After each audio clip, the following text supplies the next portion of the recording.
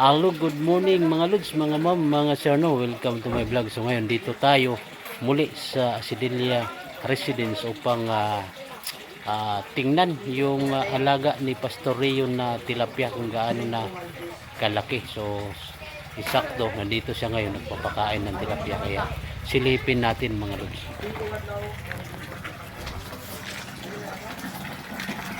So ito na po mga lods yung mga tilapia na kung saan pinuntahan natin dito, kung saan pinuntahan natin dito mga lods.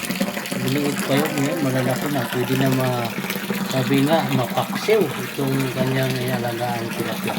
So ating kapanayamin si Pastor Rio, no, ng saglit kung ano yung mga sekreto niya sa pag-aalaga ng ganitong backyard fish pond.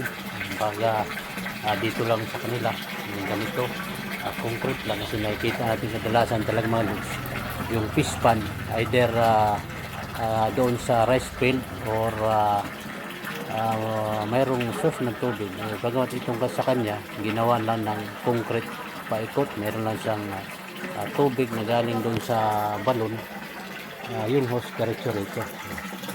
So magandang umaga, Pastor, no? Ay, good morning, good morning. Okay. So hingi lang kami ng update yung mga sekreto na ginagawa mo regarding dito sa pag-aalaga ng tilapia, dahil itong itong backyard fish pond mo talagang kakaiba.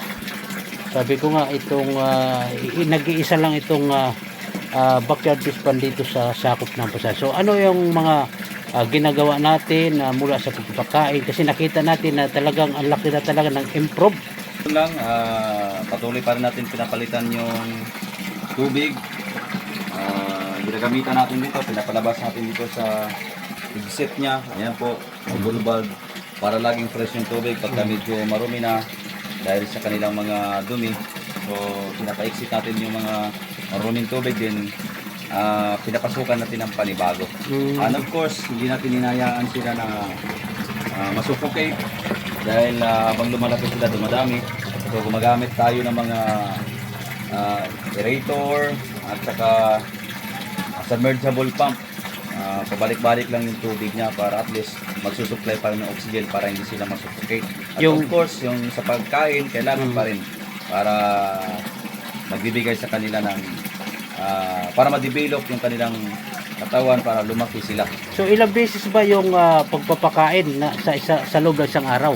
2 beses lang, sa umaga at sa hapon. So ilang grams yung pinapakain? Mayroon bang ganun na Wala.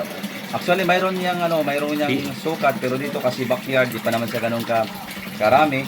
So kami na lang yung tatansya na kaya nila, kasi kapag ma-stock din kasi yung pag masobra din ang pagkain, ma-stock dito sa loob ng backyard fish pond natin, mangangamoy siya, so mapapanis siya, magkukos ng amoy sa tubig. So possible yun na mag-create din ng pinsala sa ating mga alagang isda. So para lang po Pastor, sa kalaman ng mga ating manunood, no?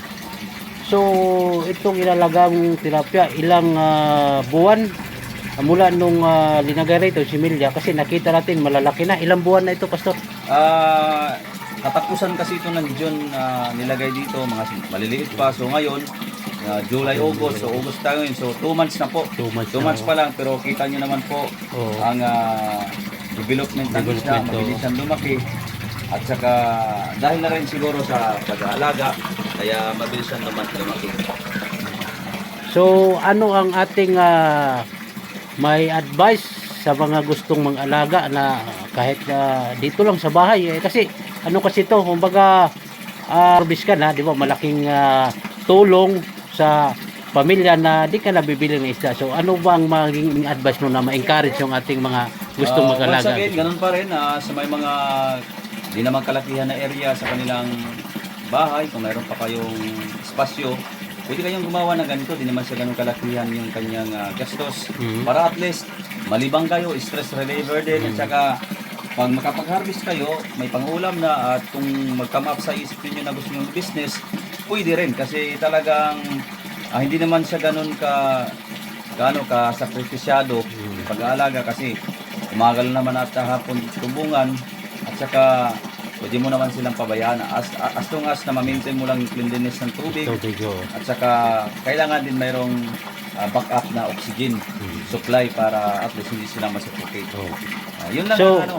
so ito, pastor, ay papakita lang natin no sa mga ating mga kalods kasi no, kamam, yung mga nonong sa atin, papakita lang natin kung gaano nakalaki itong mga inalaga na tilapia ng pastor. Ayan.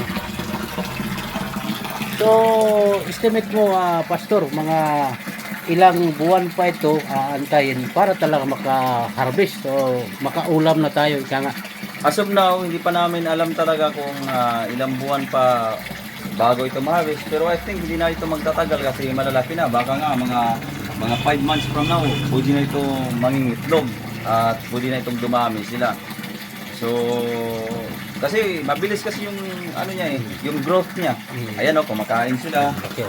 So, lagi silang kumakain. Alaga lang para mabilis silang lumaki, and then i-maintain lang talaga yung cleanliness. So, ano pang inaantay ninyo? Mayroon kayong kaunting puhunan dyan, mayroon kayong kaunting espasyo, gumawa na kayo ng ganito. I'm encouraging you na gumawa ng ganito para meron tayong mapag-aliwan sa ating bahay. Okay, yun guys. So, yun po yung may-ari no, si Pastor Rio. So, sabi nga niya, pag meron lang tayong space, kahit kukunti lang, pupunti po pala tayo mag-alaga ng ganito. Backyard discard, tilapia, fresh water. So, ito nakita natin yung development talagang click talaga. Nag-aantay lang tayo ng ilang buwan at atin rin ito ang iba-vlog itong hanggang sa ma-harvest itong mga tilapia. So, hanggang dito lang na tayo guys. Maraming salamat sa pagtabay, sa iyong tiwala at suporta sa ating vlog. So, bye-bye and God bless you all.